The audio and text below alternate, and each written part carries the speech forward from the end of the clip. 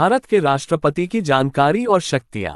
ए राष्ट्रपति का पद चुनाव, योग्यता, कार्यकाल, शपथ, सेवा शर्तें और महाभियोग। संवैधानिक आधार अनुच्छेद 52 से 62।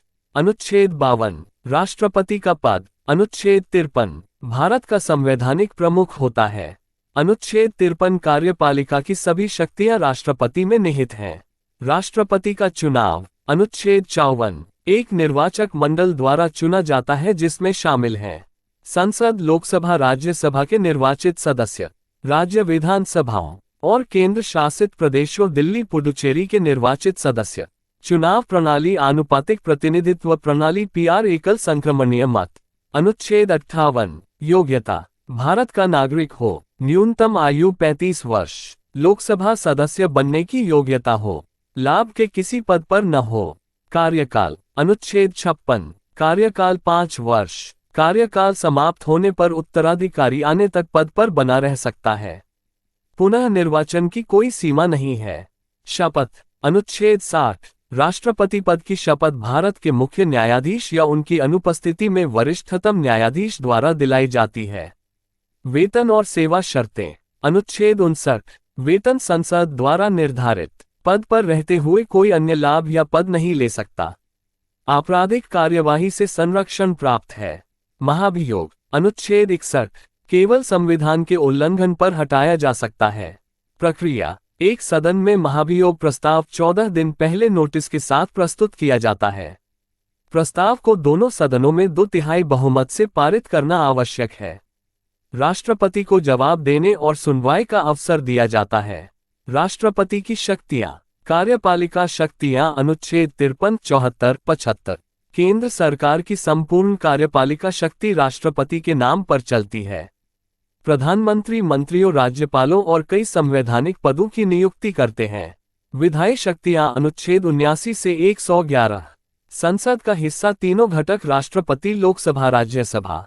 संसद को बुलाने, स्थगित करने और लोकसभा को भंग करने की शक्ति। विधेयकों को मंजूरी देना और अध्यादेश। अनुच्छेद 123 जारी करना। 3 न्यायिक शक्तियां। अनुच्छेद 72 और 143 दया याचिकाओं पर निर्णय लेने की शक्ति, सर्वोच्च न्यायालय से सलाह लेने की शक्ति।